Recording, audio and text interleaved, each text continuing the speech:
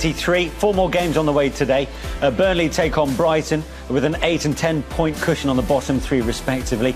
Newcastle host a Southampton side looking to bounce back from that hammering at the hands of Manchester United in midweek. Fulham take on inform West Ham before Manchester United host Everton, looking to go level on points at the top. And talking of the table, so Villa, as a result of that win, move up to 8th in the table, 35 points. They're now 3 points off the top 5 with a game in hand. Arsenal stayed 10th on 31, 7 off the last European place, having played a game more than 5th placed West Ham. At the end, but that's a brilliant response to the defeat in midweek as well. Yeah, you know, it's a big result here. We haven't played, well, we've played some good stuff, but we haven't got the results we've wanted at home. So, yeah, delighted with that today. You know, it's hard. We grinded it out, and that's what it's all about, really. You went off to a flying start. You pounced on a mix-up there, punished them as well.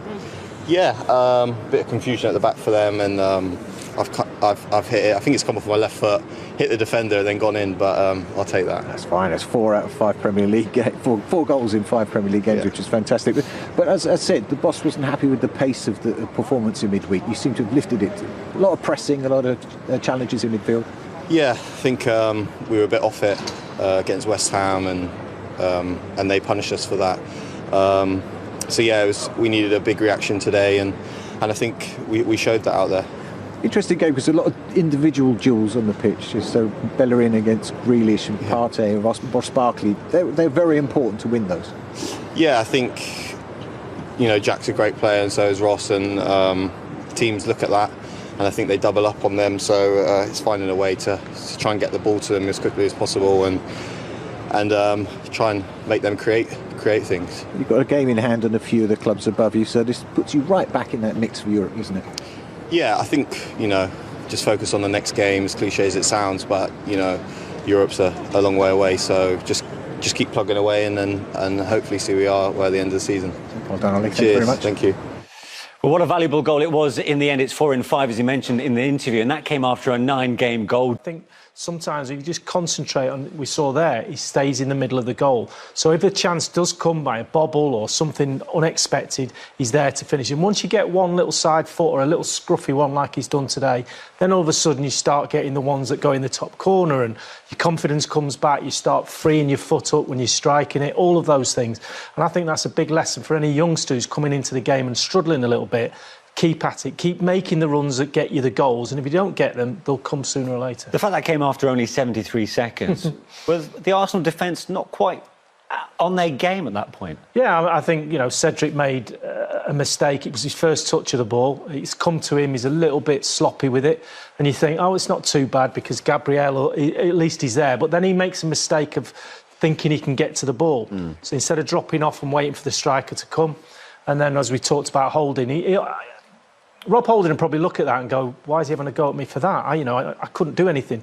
It's what goes on before the actual ball comes to him to assess the situation. As a defender, you've got to be putting fires out all the time. You've got to be, right, if that happens, I've got to be there. If this happens, you've got to be a pessimist. And I think he was looking, going, I've got a man, it's fine. What he should have done is look at the box and goes, there's no one else here, so I can go really tight on him. And that just stops the position. If he has a little look round there and realises no Villa player in the box apart from Watkins, he can go, right, I go tight. If he makes a run behind me, I can kind of block him. So you get really tight. The time to mark space is when there's lots of players in the box and you have to do that job because if the ball goes in, someone else will put it in. Yeah. But he's the only one there. Arsenal trailing 1-0 at half-time then. I'm not sure whether you got the response you were after in the second period, but they did have a couple of chances. Ødegaard and Pepe in particular. Yeah, it was a little bit better second half. Saka went out on that left-hand side. He created a bit of space, and we know when he gets into a position like this, they'll pull the ball back. Ødegaard doesn't need to go into the box. He waits for the ball. It's a little bit short, the ball, so in the end he has to go towards it. But I think his positioning that he takes up on the edge of the box, you think, yes, left foot. Can I get a good strike on it? Yes, he does, but his chest is just leaning back a little bit. Just see there, and that's what gets the rise on the ball. Good pressure from Trezeguet to kind of help with that mistake. Rachel, what about Pepe's opportunity? Well, I mean, the fact that both of these chances came really late on, but this occasion, yes, Pepe, it's not his preferred foot, it's his left foot, which is why he takes this touch and goes inside, or attempts to. just needs to get that ball into the danger area that Rob Holding before we saw was trying to prevent the ball getting into. Second 6-yard box, whip it in behind the retreating, a defender sliding in to try and cancel it out can go in the goal, attacker, but another wasted opportunity. You talk about Arsenal's next few games. Have a look at this in terms of their fixtures, because you did mention, Lee, that soon the narrative could change to where we were not that long ago. Yeah, they were on a great run after a poor run, and they were doing really well, and then you get that result against Wolves where you think they could have won that game, and really disappointing. And then you look at the next ones. They've lost 2 on the trot now. They've got Leeds at home. That could be any score you like. It could be 5-all. It could be anything. Then they go to the Europa League. Then they've got Man City, Europa League again, then Leicester. And Rachel will tell you it's no fine trip to Burnley away. Then Tottenham, West Ham, that is a tough fixture list. When you're coming off the back of 2 results, you think, how did we lose those 2 games? But they've lost them. So the pressure then starts to come on the players, the coach.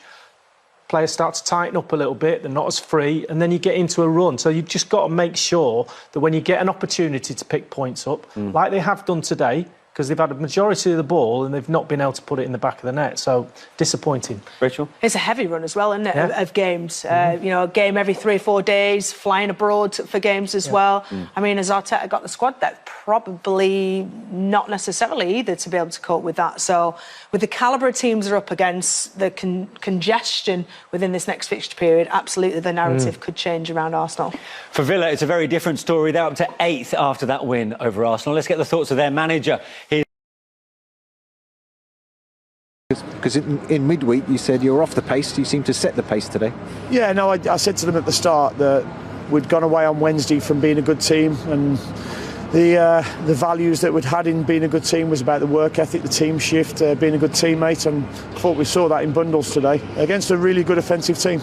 And you pressed and forced the mistake, so you pounced on that. It was a sort of lightning strike very early and a huge lift for everybody. Yeah, it was. I mean, I thought we started the game with a really good intensity, and I thought that set us up really well. We, got onto throw-ins quickly, took them quickly, tried to block them in when we could, and it had to be a good defensive performance at times because they've got very good players and very good offensive players, but their goalkeepers made some really good saves as well. Now, I was talking to Ollie Watkins. There's a lot of duels all over the pitch. Barkley against Partey, Grealish against Bellerin. You had to win those.